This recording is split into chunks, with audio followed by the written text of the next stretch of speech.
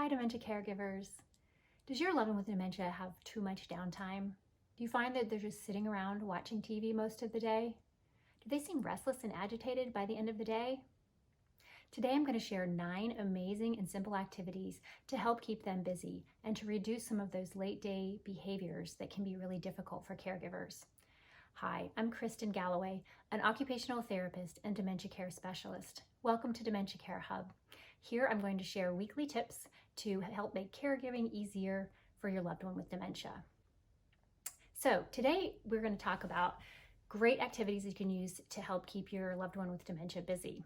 So dementia can make hobbies and preferred activities seem really difficult and confusing for individuals with dementia, and that can be overwhelming, causing them to just give up, to withdraw, and to feel frustrated because they can't do the things that they really enjoy doing. Obviously, that can lead to agitation and just negative mood and all those kinds of behaviors that we really will make caregiving difficult, particularly late in the day. So the good news is that most activities and hobbies are easily modifiable so that we can allow these individuals with dementia to continue to participate in the activities that they enjoy throughout most of their dementia journey. And so it's really important for them to stay engaged, to feel productive. And besides that, cognitive and physical activity help with sleep. They help reduce those late day sundowning behaviors that we often see. And they can just help the person feel a greater satisfaction and a greater quality of life. So let's dive right in. We're going to talk about 9 amazing activities that are simple, and most of them use household items, things that you already have on hand, to help keep these individuals busy and happy and satisfied. The first one is one of my favorites, and it's crafts, right? So you don't always think of adults doing crafts, but there are certainly a lot of crafts that can be modified and that simply use items that are available around your house. There are also craft kits that can be purchased, and I'll list a couple in the description of this video below. If you'd rather just kind of have a one and done, just pick up a kit and it has everything that you need, including the instructions. You may find though that you still need to modify them a little bit for the individual with dementia, depending on kind of where they are with their abilities. But one other thing that I really like to do is to just do a quick Google search for kids crafts. And of course, we don't want to give something to an adult that's designed for a kid, but I will simply modify those crafts. Usually the steps are fairly easy, and I'll modify those crafts so that it's something fun for an adult to do. If you'd like some more help with this, subscribe to the channel, and I will be posting weekly craft activities that you can do with your loved one with dementia that will have start to finish directions and a supply list that will make these activities so much easier for you to implement at home. So be sure to click the subscribe button. Now, on to activity number 2. Activity number 2 is sorting. Virtually anything that you have at home can be used for a sorting activity for someone with dementia. Obviously, you want to take in mind their cognitive level and their abilities, and of course, safety. But I like to have someone organize a silverware drawer. Of course, you can remove the knives or even the forks if you need to, and just have the different sizes of spoons. We have teaspoons, we have the dinner size spoons, and sometimes you have a soup spoon, so that would be a great activity. You can also have them kind of gear it towards maybe something that they used to enjoy doing, or some kind of the career perhaps that they had.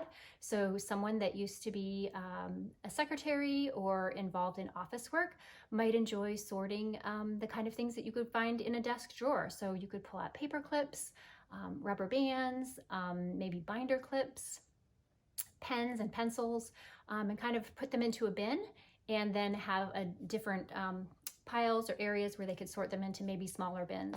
So that's a terrific activity for an individual who really enjoyed fishing. You could take a tackle box and put in some things, obviously, that don't have sharp edges, but maybe lures or bobbers or flies, fishing flies, and allow the individual to sort those into different compartments. So those are just a few quick ideas, but I'll post some more in the description of the video. So look for that. Activity number 3 is handwork. So lots of people enjoy crocheting, knitting, and needlepoint. Obviously, you have to be careful in the later stages of dementia with needles, but Many folks can continue these activities for quite a long period of time. And of course, there are ways to modify this with plastic needles, fabrics that have larger openings. There are lacing cards that are available online that just use a plastic needle or a shoelace to lace through holes in the outside of the shape. So there are lots of ways to modify this. And if you do find that your loved one with dementia has vision loss that's affecting their ability to participate in these preferred activities, you might want to find a lighted magnifier, and I'll link one in the description below, that will help them be able to see clearly enough to do this fine handwork. Okay. Activity number 4 is household chores. Now, while these may seem mundane, and those of us without dementia probably are very tired of household chores, individuals with dementia still need to feel productive and feel like they're making a contribution. And there are lots of household chores that they can safely do.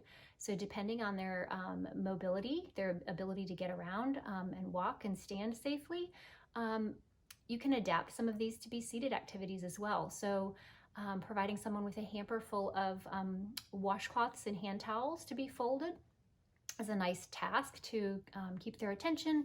It also works on range of motion in their shoulders and their arms and their hands. So that's a nice task.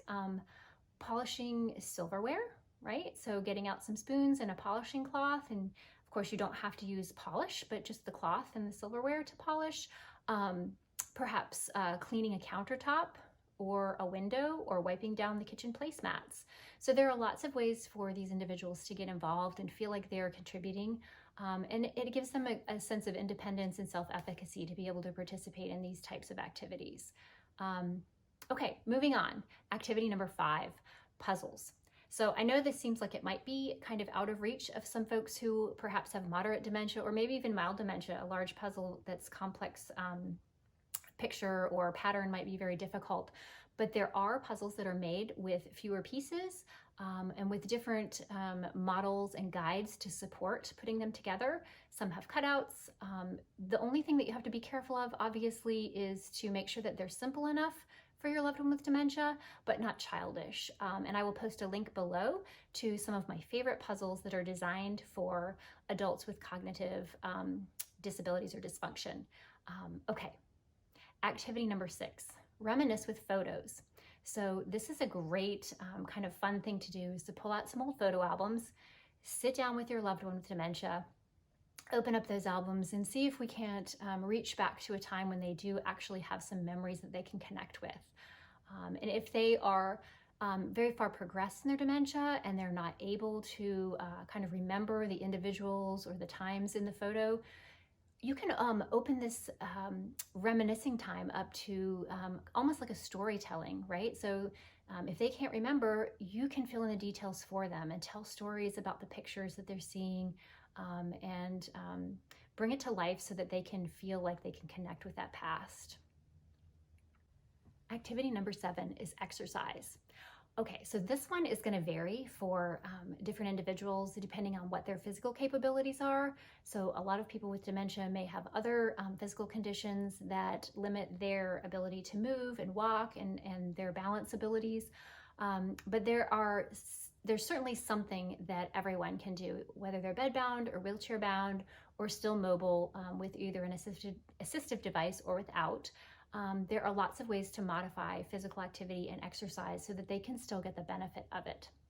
A couple of the things that I recommend to many of my clients are Tai Chi and chair yoga. But of course, you want to get medical clearance. So check with your loved one's physician or physical or occupational therapist and find out if they're cleared for exercise and what type would be best for them. Activity number 8 is art. Any kind of creative endeavor tends to tap into being able to express ourselves, right? So painting, sculpting, using modeling clay or even Play-Doh, arranging flowers. These are all great activities to allow the individual with dementia to express themselves, to use their cognitive abilities, and to use their physical abilities, right? So when we're doing artwork or arranging flowers or using our hands to model or sculpt, we are getting lots of physical activity and we're using our brains to tap into that creative side. One of my favorite painting activities is kind of mess proof, which is what I love about it. They are reusable painting sheets that are available on Amazon, and I'll drop the link in the description. Reusable painting sheets that you use water. So when you paint over the sheet, the picture below will come out, and then once you let it dry completely, it kind of evaporates back into the background and you can use it again. So these are really terrific and fun. They typically come in sets of 5. Again, I will post that link in the description to the video. And finally, music. And you've probably heard this one before, but the part of our brains that processes music and connects with music is one of the last places to be affected by dementia. And so this is a wonderful way to have that person reconnect to their past, to bring up some good emotions and good feelings. It helps to boost mood, and it helps with relaxation and to eliminate agitation. So not just listening to music, but I encourage the people that I work with to sing, if they're able to dance or even sway in their wheelchair perhaps along with the rhythm.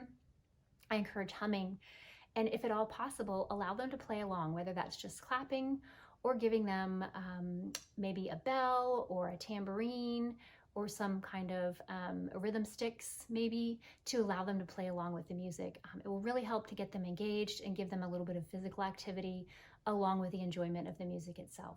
So hopefully you found these activities helpful and something in there that you can use for your loved one with dementia. If you did, please like the video and subscribe to my channel. And again, thanks for all that you do as dementia caregivers. It's a huge, huge task that you've taken on and requires all of the love and the care and the respect in the world. Thanks for all you do. See you next time.